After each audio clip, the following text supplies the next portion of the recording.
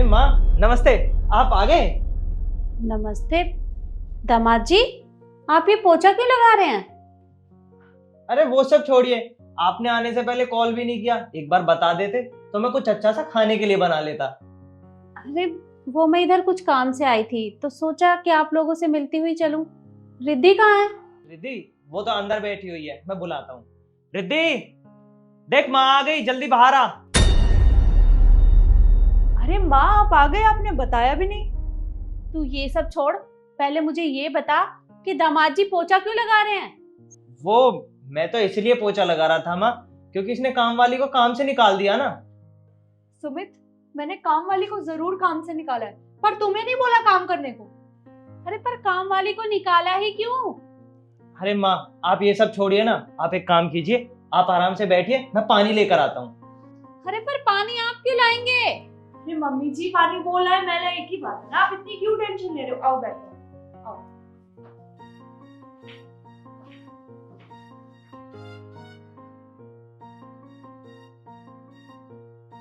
और माँ घर में सब ठीक है? हाँ बेटा, घर में सब ठीक है। ये लीजिए माँ पानी।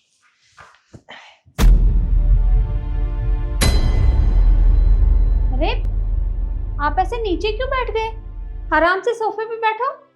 अरे नहीं नहीं माँ, मैं आप लोगों के बराबर कैसे बैठ सकता हूँ, और रिद्धि को बुरा लग गया तो। ये क्या बकवास कर रहे हो सुमित? मैं इतनी देर से देख रही हूँ, माँ के आगे इतना ड्रामा क्यों कर रहे हो? मैंने तुमसे कब बोला नीचे बैठने के लिए? दामाद जी आप पहले खड़े होइए और सोफे पे बैठिए। और ये सब चल क्या रहा है, मुझे कुछ समझ नहीं आ रहा।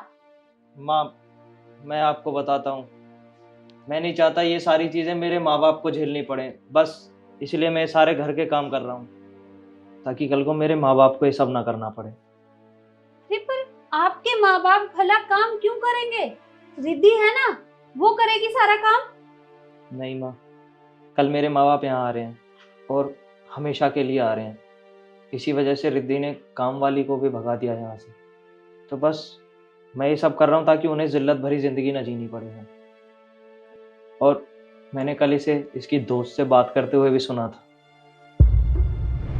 यार ईशु, तेरा सही है, तू अपने पति के साथ अकेली रहती है। तो तुझे क्या प्रॉब्लम आ रही है? तू भी तो अकेली रहती है। अकेली रहती थी ना, अब सुमित अपने माँ बाप को यहाँ पे लेके आ रहे हैं। अरे तो इसमें प्रॉब्लम क्या है? 10-12 दिन रहेंगे फिर चले जाएंगे। ईशु 10-12 दिन की बात नहीं है ना, सुमित उन्हें हमेशा के लिए यहाँ पे लेके आ रहे हैं। तू सोच रही है मेरे को कितनी प्रॉब्लम होगी? यार हमेशा के लिए तो मैं भी नहीं रह सकती अपने सास ससुर के साथ। फिर तूने क्या सोचा है, तू क्या करेगी? मैंने सोच लिया है, आने दो इन दोनों को। मैंने अपनी काम वाली को काम से निकाल दूंगी और घर का सारा काम इन दोनों से ही कराऊंगी। फिर तो मेरे लिए इजी हो जाएगा सब। पर तुझे ऐसा क्यों लगता है कि वो तेरी बात मानेंगे? और अगर यही चीजें तेरे पति को पता चल गई तो? देख ईशु, सुमित के लिए उनके माँ बाप की इज्जत बहुत प्यारी है, तो मैं ऐसा करूंगी ना कि मैं लड़ाई करके अपने मायके चली जाऊंगी। उसके बाद तो इन लोगों को मेरी बात माननी पड़ेगी। हाँ वेरी स्मार्ट यार, सही प्लान बनाया तूने तो, ये परफेक्ट है। आने दो इन बुढ़े बुढ़िया को।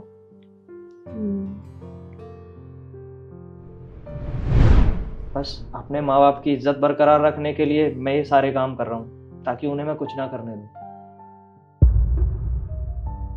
रिद्धि, ये दामाद जी क्या कह रहे हैं? तू इनके साथ इस तरह का बर्ताव करती है? अरे तुझे हो क्या गया है? क्या है ये सब? मुझसे बहुत बड़ी गलती हो गई, पर आप खुद सोचिए ना, मैं पूरा दिन घर का काम करती रहती हूँ। अब इनके माँ बाप आ जाएंगे, उसके बाद मुझे कितनी परेशानियां झेलनी पड़ेंगी, कितना काम हो जाएगा घर में। बस इसीलिए मैंने काम वाली को निकाल दिया, ताकि मैं उनसे काम करा सकूं। अरे क्या बोले जा रही है?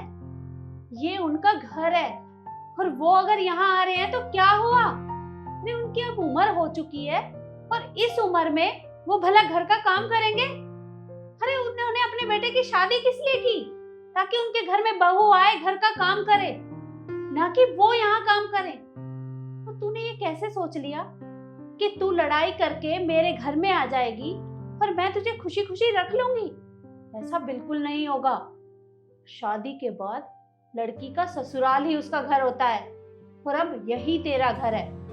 देख मैं ये नहीं कह रही कि इनका काम करना गलत है, लेकिन अगर पति पत्नी मिलजुल कर काम करते हैं तो ठीक है, लेकिन तू इस तरह से इनसे ये काम नहीं करवा सकती।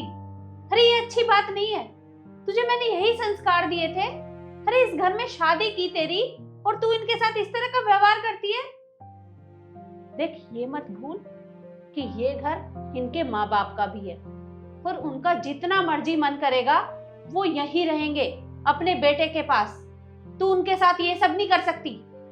और हाँ, खबरदार जो आज के बाद उनके साथ इस तरह का बर्ताव किया तो देख, तू आज के आज उन्हें इस घर में लेकर आएगी और खुशी खुशी उनके साथ भी रहेगी। और अगर तूने ऐसा नहीं किया तो भूल जाना कि तेरा कोई मायका भी है। माँ, ऐसे क्यों बोल रही हैं आप? मैं मानती हूँ मुझसे बहुत बड़ी गलती हुई है, प्लीज मुझे माफ कर दीजिए। और सुमित, तुम भी मुझे माफ कर दो। मैंने जो भी अपनी दोस्त से बोला उसे भूल जाओ। मैं माँ बाप के साथ खुशी खुशी रहूंगी और मैं उनसे कोई काम नहीं करवाऊंगी। प्लीज मुझे माफ कर दो। दामाद जी, अपनी बेटी की तरफ से मैं आपसे माफी मांगती हूँ, पर इतना सब कुछ हो गया, आपने मुझे क्यों नहीं बताया? अरे नहीं नहीं माँ, कोई बात नहीं, आपको माफ़ी मांगने की कोई ज़रूरत नहीं है। बस मैं रिद्धि को जो चीज़ समझाना चाहता था वो आपने आके पूरी कर दी और मुझे कुछ नहीं चाहिए। ये तो आपका बड़प्पन है। देखा, दामाद जी इतने अच्छे हैं। अरे ऐसा पति अगर दिया लेके ढूंढेगी तो भी नहीं मिलेगा तुझे। और देख, अपने सास ससुर को तू आज ही लेकर आएगी, नहीं तो मुझसे कभी बात मत करना।